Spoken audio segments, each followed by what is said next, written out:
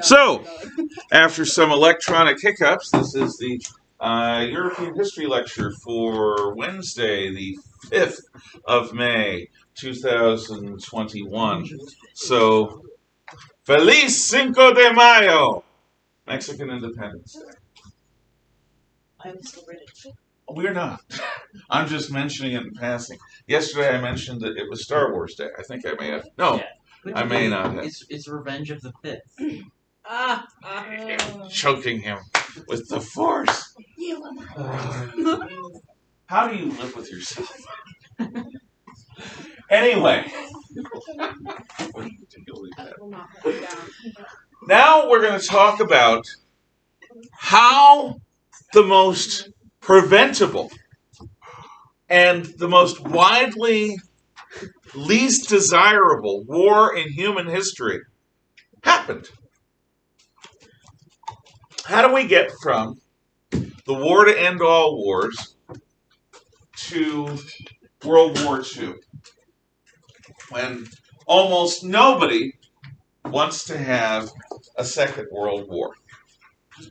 Well, the story was hinted at in yesterday's video. It sort of covered it briefly, bless you. But I'm going to go over it in more detail, because the very desire to prevent another war ensures it. I'll say that again because it seems counterintuitive. The very desire on the part of national leaders and populations to avoid a second world war ensures that it will happen. Like a nightmare, where no matter what you do, the monster gets closer.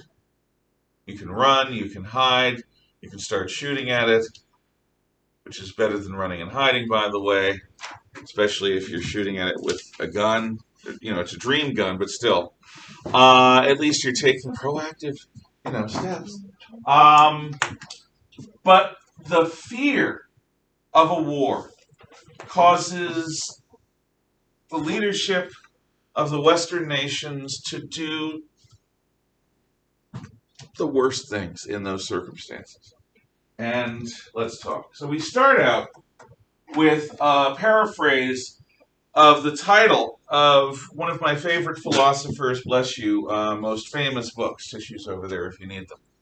And that is the Spanish philosopher Jose Ortega y Gasset, who writes in the early 20th century. He starts out as a journalist as well as being a philosopher. He and Heidegger come up with many of the same ideas.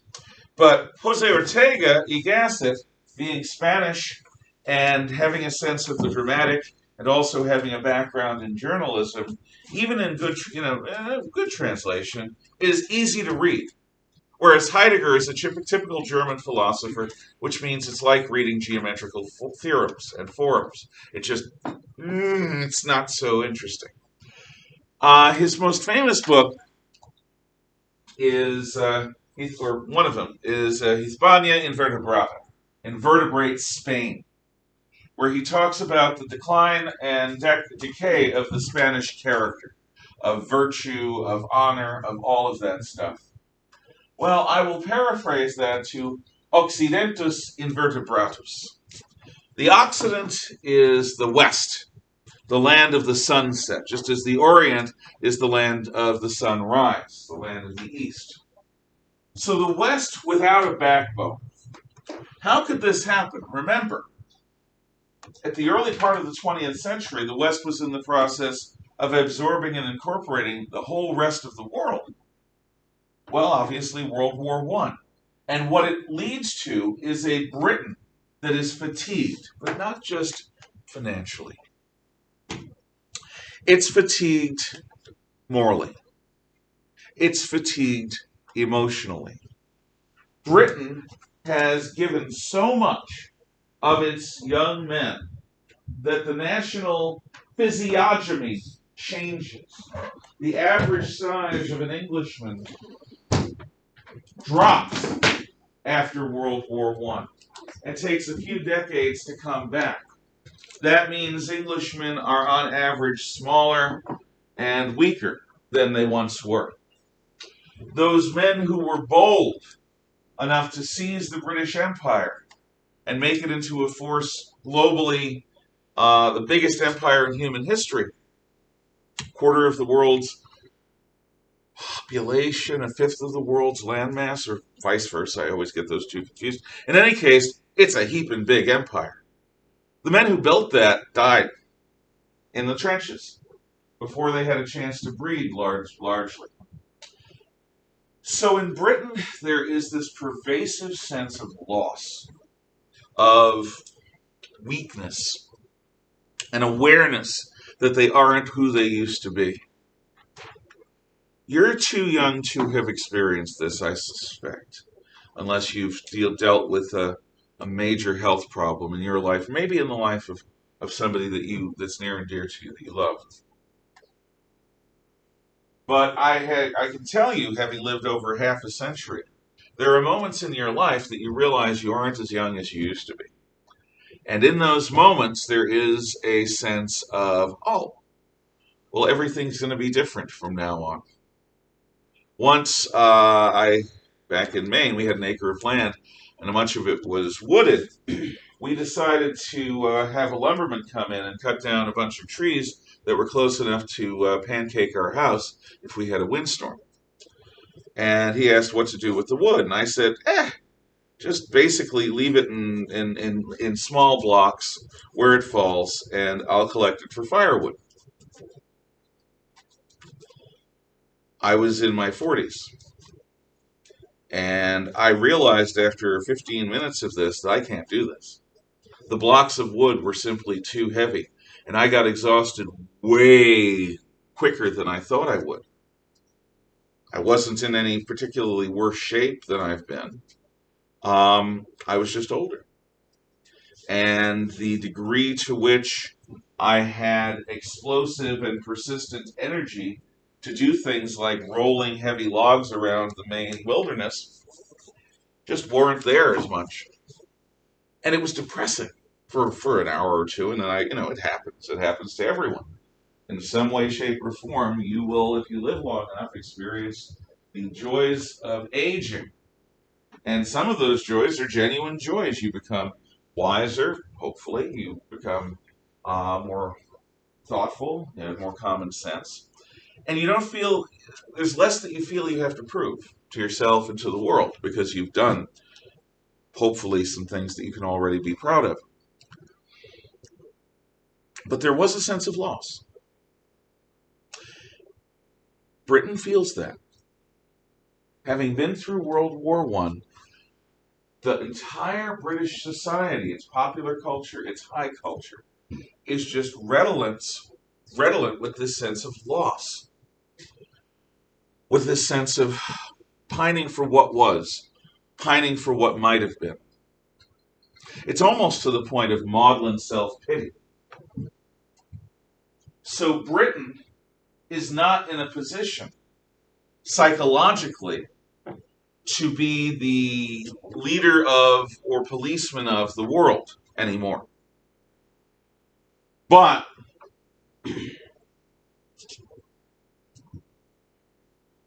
anyone guess what mistake I made when I was writing these? Yeah? Isolated France? Yeah. Just noticed that.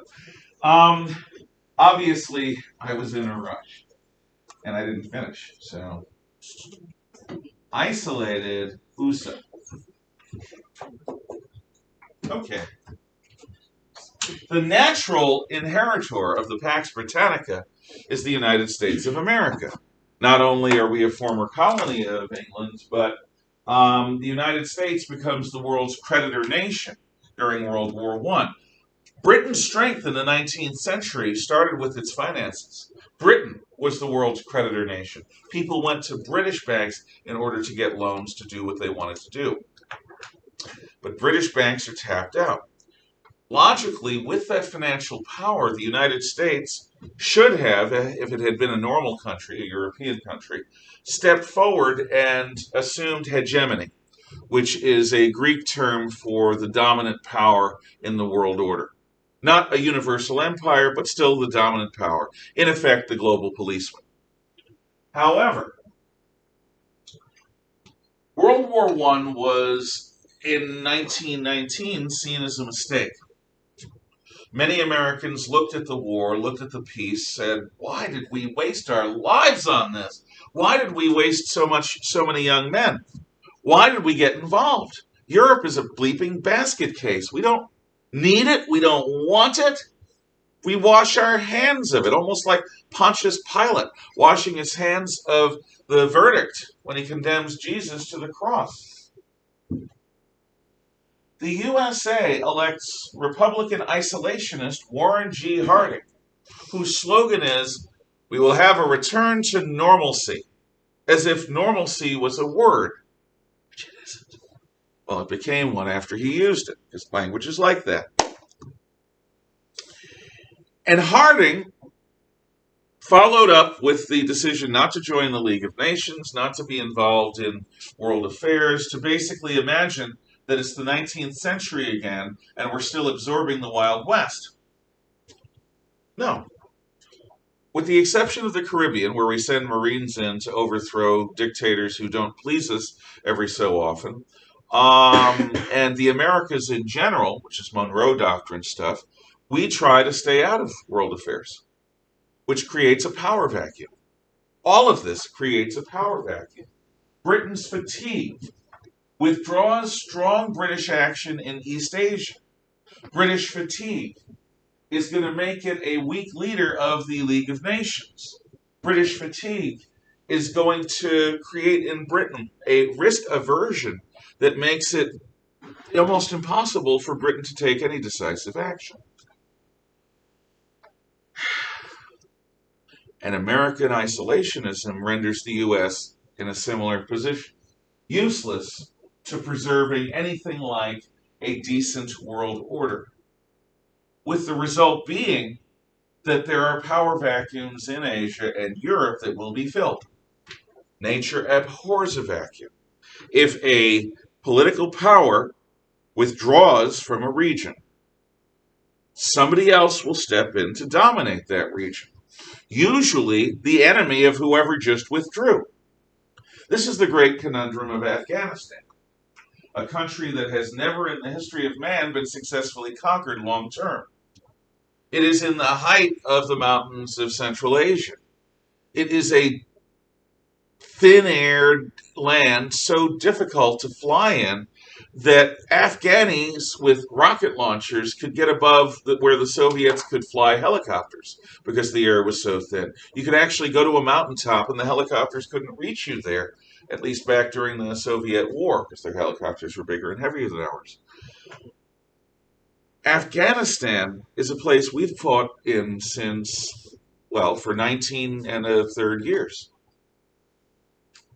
Because Afghanistan is where bin Laden and the Al-Qaeda organization were based when they launched their atrocities on September the 11th, 2001. Presidents Obama, Trump, and now Biden have all tried to withdraw from Afghanistan. The problem is, thanks to the Pakistani military, the people who were hosting bin Laden, the Taliban, an Islamist fundamentalist group responsible famously in the 90s for destroying as many Buddhist artifacts in their country as they could find. There were these beautiful Buddhist shrines and temples from the Middle Ages, and in the name of Islam über alles, they blew them up, dynamited them. These are the people that are going to take over when we step out. And neither President Obama nor President Trump, we'll see about President Biden, were willing to let that happen because they're really bad folk, the Taliban. So, do we keep troops there forever? Do we withdraw and just accept that the Taliban will take over? What we've tried to do is strengthen other non-Taliban, anti-Taliban Afghani forces. But the Pakistani army, who is an ally of the Taliban, has, and goes its own way, has made sure the Taliban stays ahead. So what do? Well, the answer is still unclear. We'll see. President Biden has talked about pulling out. We'll see if he does. And if he does, then what happens to Afghanistan? Nature abhors a vacuum. Britain is too fatigued. The Americans are too isolationist. The problem of others is not our concern. We are not the world's policemen. Turn their backs. How nice for America. But the rest of the world suffers whenever we do that after World War I. So,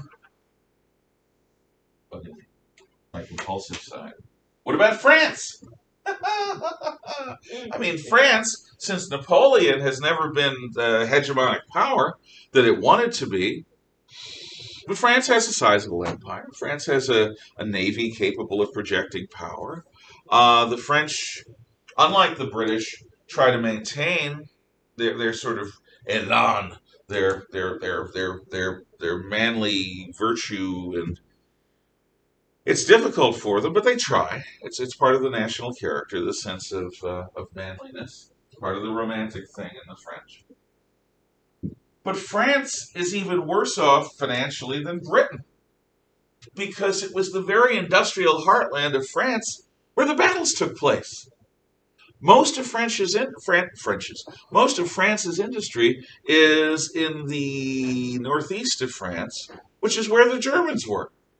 So the French economy has persistent long-term problems. Not to mention the fact that more Frenchmen died than any other Western European country.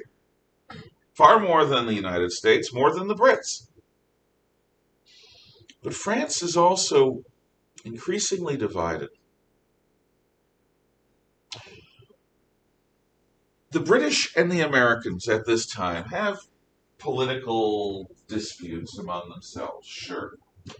But basically, there is an agreement among British and American politicians that the disputes that we will have will be kept in a fairly narrow range, that the society that we have is fundamentally the society we want, with certain tweaking left or right, depending upon who you ask.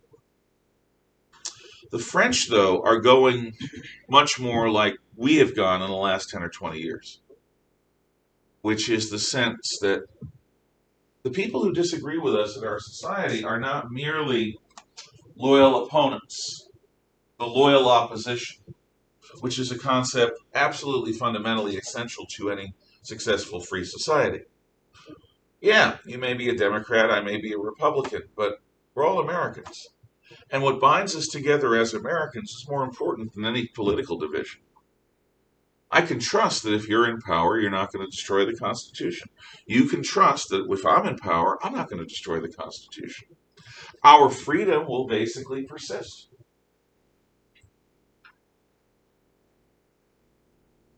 However,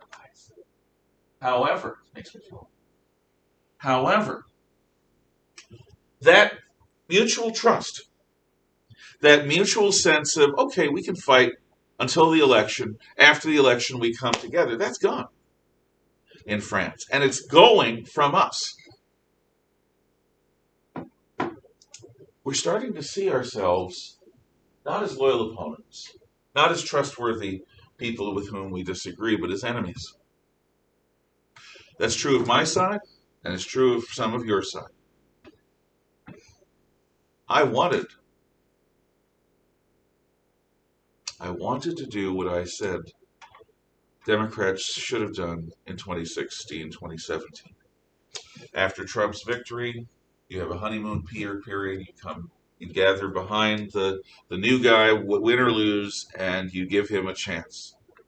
I did this with Obama. I did this with Clinton. I did this with Carter. Democrats did this to an extent with Reagan, to a lesser extent with George W. Bush. They didn't do it at all with Trump. That's a problem. I was not able to do that fully this year, because I have persistent doubts about the validity of the election. I may be wrong, but I have doubts, and those doubts were not cleared up when a bunch of powerful people, well-connected, said, don't you dare question our results. That's not an answer. and the investigations were superficial and targeted. So Biden's the president. He's recognized as such. He took the oath. But he doesn't have the loyalty that he would have if I was sure he actually won. I put up with it.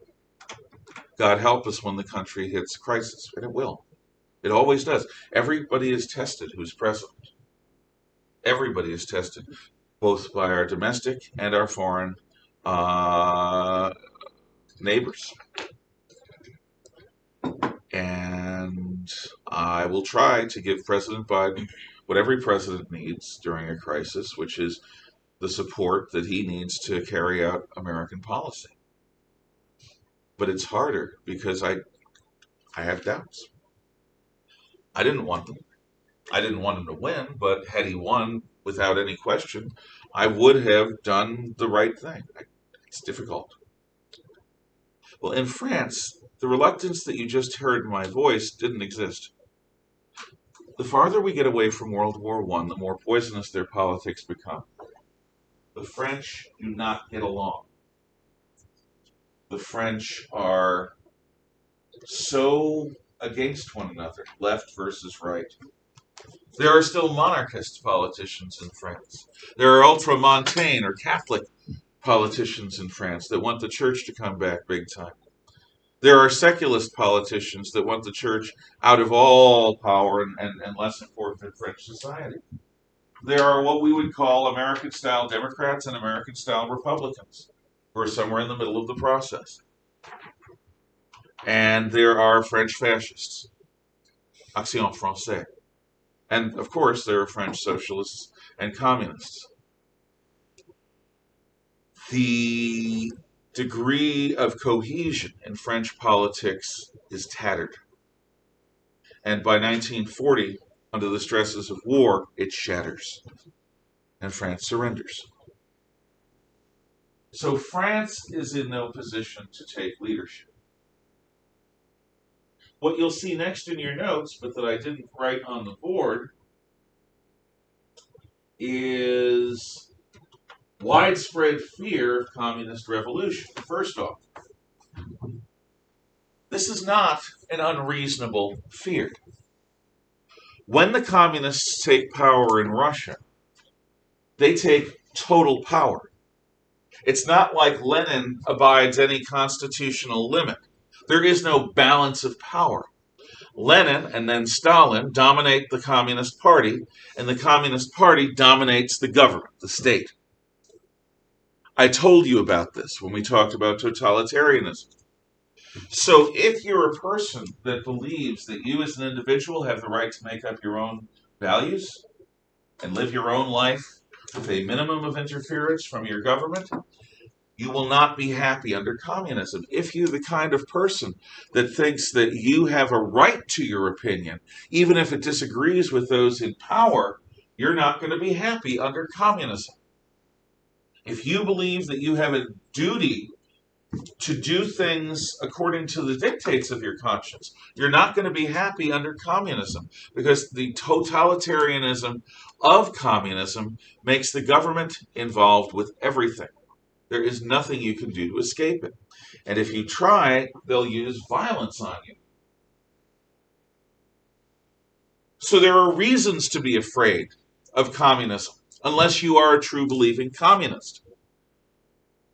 During the Russian Civil War, the communists try to expand as far as their armies can go. And they actually get as far as Warsaw, Poland, before getting kicked back in the miracle of the Vistula. When the communists do take over an area, there's a slaughter of anyone who is a potential enemy. Church, men and women, Orthodox and Catholic priests, monks and nuns, church elders, normal people who are just involved in their faith. This is the death symbol I'm doing, the head losing gesture. Anyone who's wealthy, anyone who objects. So there are reasons to fear it. Furthermore, the communists are organized into what is called the Communist International, or Comintern. We talked about this. The job of the Comintern is to spread global revolution.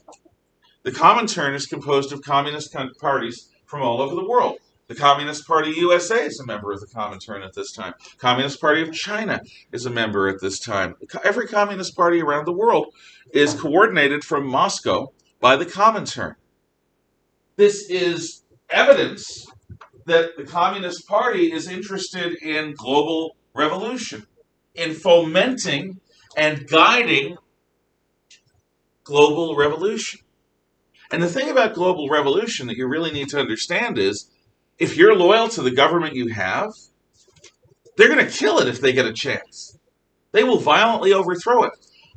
When I was a college student, I was approached on the street in New Haven, where Yale is, near my home, by a guy, a little old guy, wearing a French beret. And he wanted me to sign a petition to get the Communist Party candidates onto a municipal election. And I said, well, I'm not from New Haven, I'm from Wallingford. He said, doesn't matter. We just need to collect signatures from Connecticut citizens. So I thought about it. And I'm about as anti-communist a person as you'll find. But I signed it. I signed it because I believe in freedom, including free speech and free elections. On a theoretical level, I didn't mind communists running candidates in the election. A, I was confident they wouldn't win, but B, that's America. If in America we want to have fascists or communists running for office, I say let them, in general principle. In later decades, I have questioned this decision for this reason. Communism requires the violent overthrow of the present society. So I wasn't just signing a petition to get a normal political party on a ballot. I was signing a petition to get revolutionaries who want to destroy the Constitution on the ballot. I am less likely to sign a petition like that today than I was when I was 20. Still, I do believe in the general idea of freedom. It's just if you give freedom to people who hate freedom and they win, you're not going to have freedom anymore. So are you in fact doing something noble, or are you doing something suicidal? In any event, the Comintern exists as evidence. Germany's almost taken over by the Spartacists. Only the Freikorps stands in their way, the bunch of old veterans. And Hungary is an example of a country that goes communist for a while. So does Bavaria, and then goes back. So there's a reason to fear it being communism. But the result of World War I in the West is a form of pacifistic utopianism. Pacifistic utopianism shouldn't be a mystery to you. History is not a foreign language. Pacifistic utopianism. A belief in the peaceful resolution of conflict in a world progressing towards perfection. So how does pacifistic utopianism play out? Well, first of all, there's Wilson's ideas that are expressed in the Treaty of Versailles. National self-determination. National self-determination is something that Wilson says will solve wars because there won't need to be wars. Because most wars are fought over frustrated national ambitions. So what we're going to do is we're going to give the Hungarians their own country. We're going to give the Serbs their own country. We're going to give the Czechs and Slovaks a country together. We're going to give the Poles their own country. We're going to give we're give. The problem is, well, we talked about Balkanization, named after the Balkan Peninsula in Europe, over here. The Balkan Peninsula in Europe, north of Greece, west of the Black Sea, east of the Adriatic Sea, is profoundly divided. Every town, every village, every valley has mixed religion, mixed population, mixed culture, and they don't get along. Balkanization is when you cut an area into such small pieces that it doesn't function well. This is what happens to the Austro-Hungarian Empire. An empire that built a single rail network, a single system of canals, suddenly is divided into half a dozen countries, each of which only has a section of the rail network. So their economies are not self-sufficient because they were never designed to be self-sufficient entities. Okay, imagine you've got a pizza. Normal people slice normal-sized pizzas into 8 pieces. Maybe if it's a small pizza, it's 6. Maybe if it's a super large pizza, it's 10 or 12. But in general terms, each slice is going to be a substantial amount of pizza, satisfying for a person to consume. The idea is when you get a slice of pizza, you're getting a slice of joy. This pizza's just good, unless you go somewhere where it isn't. In any event,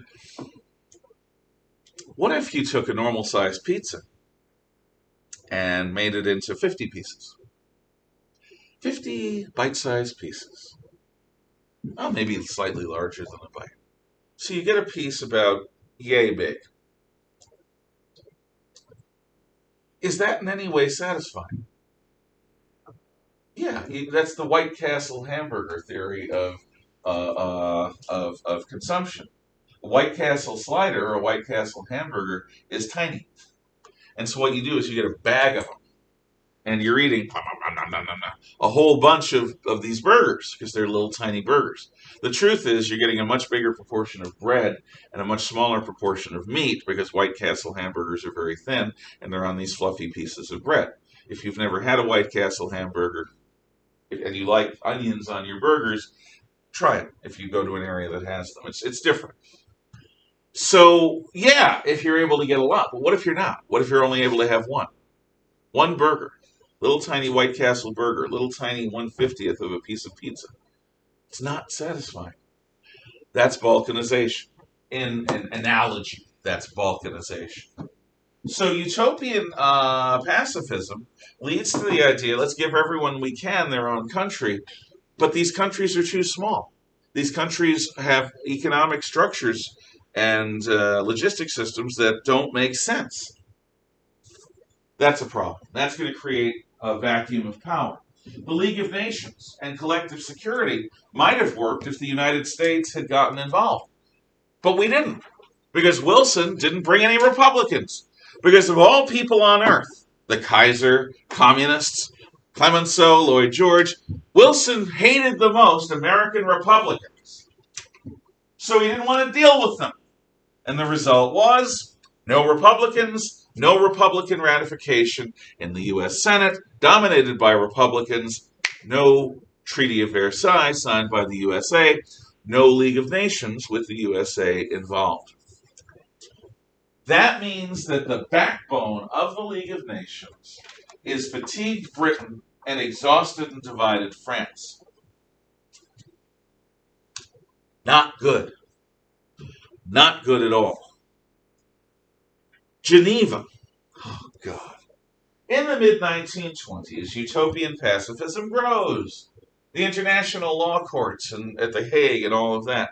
And at Geneva, Switzerland, the home of the League of Nations, a convention is convened, see, convention convened, on the treatment of prisoners of war.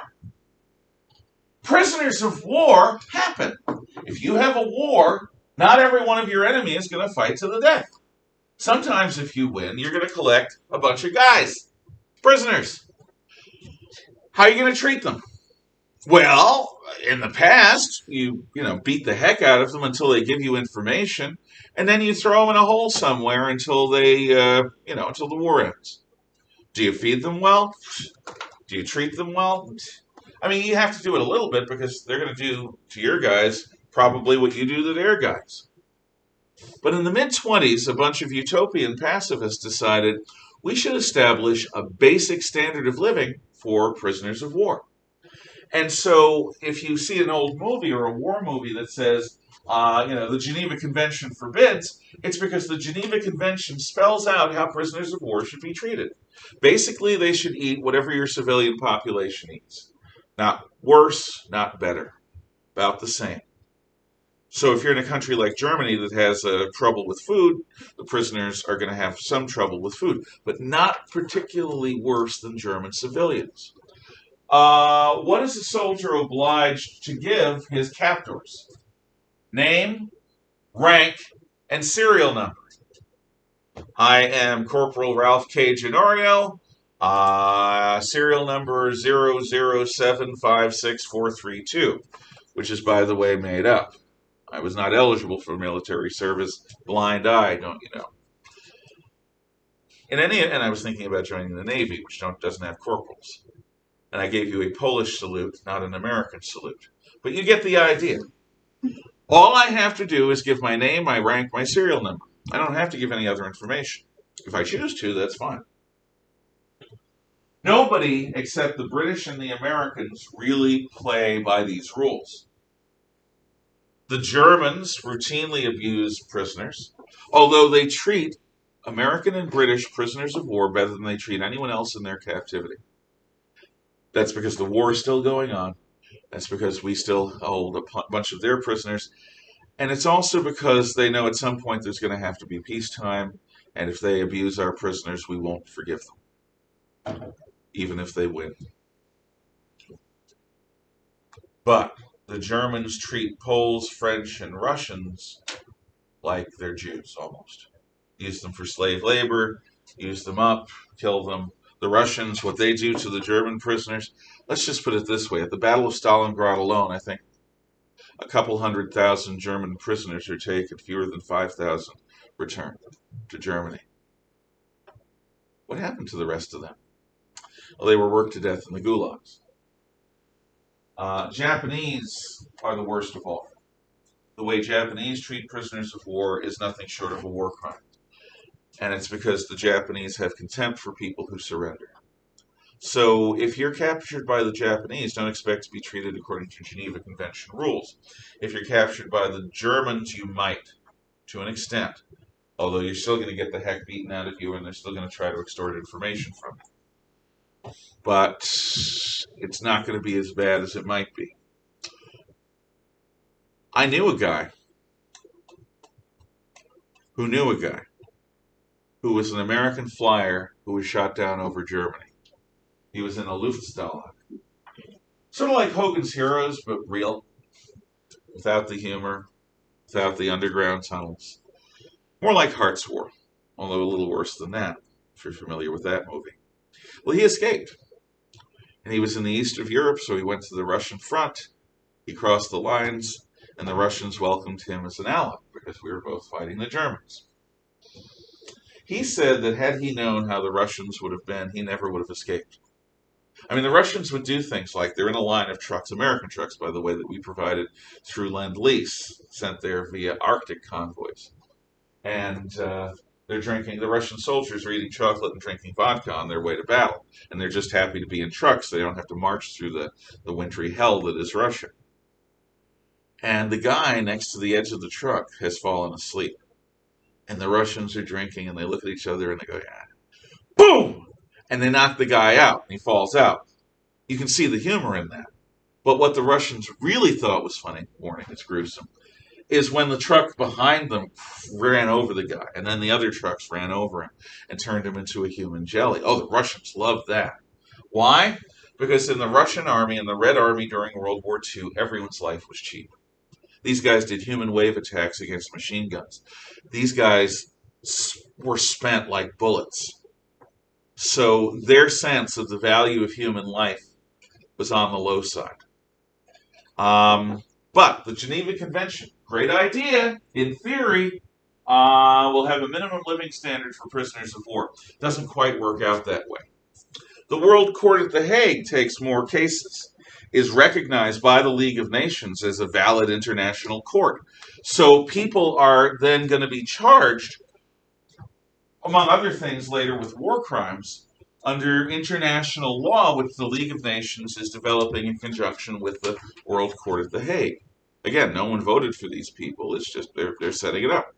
One of the great successes of the Harding administration, despite his isolationism, was the Washington Naval Conference. Do you remember the dreadnought race that helped cause World War I? If Kaiser Wilhelm had not insisted on building a high seas fleet, would Britain have gotten involved in World War I? Probably not. How the building of these dreadnoughts and battle cruisers almost bankrupted both Britain and France at the height of their power. How they antagonized one another over it. At the end of World War I, a new naval race was developing between Britain, the United States, and Japan. And the fear was that there'd be an Anglo-American war in the late 1920s, a war between us and the British Empire, where battles would take place in the Atlantic between our fleets and in Canada and around the world. Only because we wanted to build a navy second to none and the British didn't want us to. In any case, the Japanese wanted to take East Asia. But Harding calls a conference of the great naval powers to gather in Washington, 1921, and there the proposal is for naval arms limitations. All sides are limited to the number of battleships and battlecruisers they can have.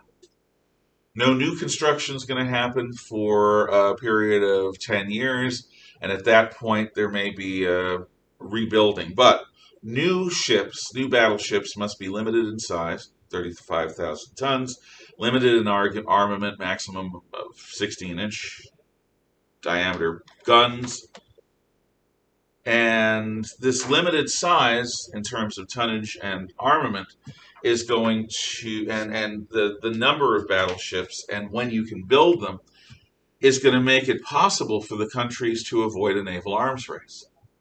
Instead, they can spend their money on other things, lowering taxes, social programs, whatever. The proportion is 5, 5, 3, 1.5, 1.5. For every 5 dreadnoughts or battle cruisers that the British have, the Americans can have 5. Naval parity. For every 5 battleships and battle cruisers the British and the Americans can have, the Japanese can have 3. The Japanese are furious about this. They're saying it's racism. But what we point out is that both the British have global interests. They need a fleet that can be global. The Americans need a 2-ocean navy because they have the Atlantic and Pacific coasts. And even with the Panama Canal, they can't transition back and forth. Because of the global interests of both of those countries, they need 5 for every 3 the Japanese have. Japanese interests are totally within the sphere of East Asia. So the Japanese have every reason to expect they'll be able to have local dominance in their part of the world because the British and the Americans have global commitments. The French and the Italians have 1.5 battleships for every 3 the Japanese have for every 5 the British and the Americans have. Germans are not allowed any battleships at this point. So naval disarmament is approved. And because everyone wants it to work who's involved, it works. The Washington Naval Treaty is one of the few things that come out of pacifistic utopianism that works. But now we come to the height of it. The apotheosis of pacifistic utopianism. The Kellogg-Briand Peace Pact. Kellogg was an American diplomat. Aristide-Briand was a French diplomat. They're both political leaders. Kellogg and Briand come together in 1928 or 1929, and they propose to outlaw war. War is going to be against the law. No more war. And it's passed. And a bunch of countries, including the United States, Britain, and France, sign it. So, with war outlawed, mischief managed. Problem solved. Let's go have some honeymead. Let's go have some pumpkin juice, whatever it is Harry Potter drinks. Pumpkin beer. Butterbeer. Butterbeer. And That's fire it. whiskey. Yeah. Beer and fire whiskey. It's not. I hope you grasp just how amazingly ironic it is that 10 years before the start of the greatest war in human history thus far, we outlaw war. Slightly ironic. People thought it was going to work. Now, what was at the roots of pacifism? Well, actually, there are 2 books that are hugely popular in Britain and the United States and even in France and Germany, too. One of these books, you know, because you've read it or you've seen clips of the movie, All Quiet on the Western Front by Erich Maria Remarque. Erich Maria Remarque is a pacifistic German who writes one of the greatest anti-war novels in history. You know the story of Paul Baumer and his other classmates who join up after the declaration of war and who all die. All of them. Dead. For what? Talks about the meaninglessness of war, the randomness of war, the cruelty of war, the just pettiness of it. Kemmerich wondering who's going to steal his watch. I mean, just nasty stuff. If this is war, it's as unglorious as the writer could make it. The American equivalent to this book is The Red Badge of Courage by Stephen Crane about the Civil War. Very great anti-war book. The other book, though, that doesn't just talk about the futility of war, its useless carnage, is The Merchants of Death.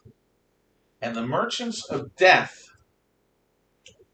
tells the tale of international business, particularly the arms industry, the steel industry, the coal industry, the shipbuilding industry,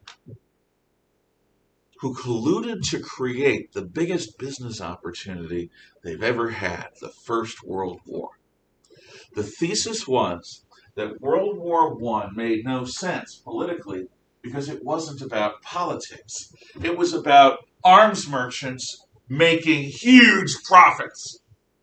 And if you understand the war through that lens, it all makes sense. As long as you're willing to kill massive numbers of young men, you can make a lot of money selling machine gun bullets, or chlorine gas, or mustard gas, or gas masks, or anti-mustard gas total body suits. You can make huge amounts of money building torpedoes on the one hand and merchant ships on the other. Torpedoes sink merchant ships. People need new merchant ships. You make out like a bandit. Now, I personally think that the thesis is puerile and oversimplified, and it has never appealed to me, not only on an emotional level, but on a purely logical level. I do not believe in conspiracies that rule the world, whether they are the Illuminati, the Gnomes of Zurich, the Jews, the Freemasons, or the arms merchants. However,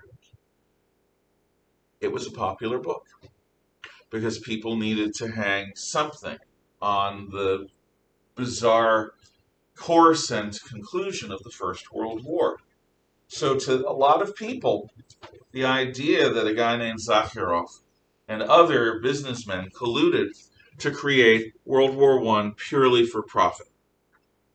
And if you're going to be in a war that's about making businessmen rich, what kind of sucker are you? Both of the books were designed to get young men to be resistant to the idea of joining in the military, serving in the military, and fighting a war. And to make women less likely to encourage their men to go to war, and all the other things you would expect in a peace movement. Because the Great World War should never happen again. And that was the overwhelming conviction of people in the West.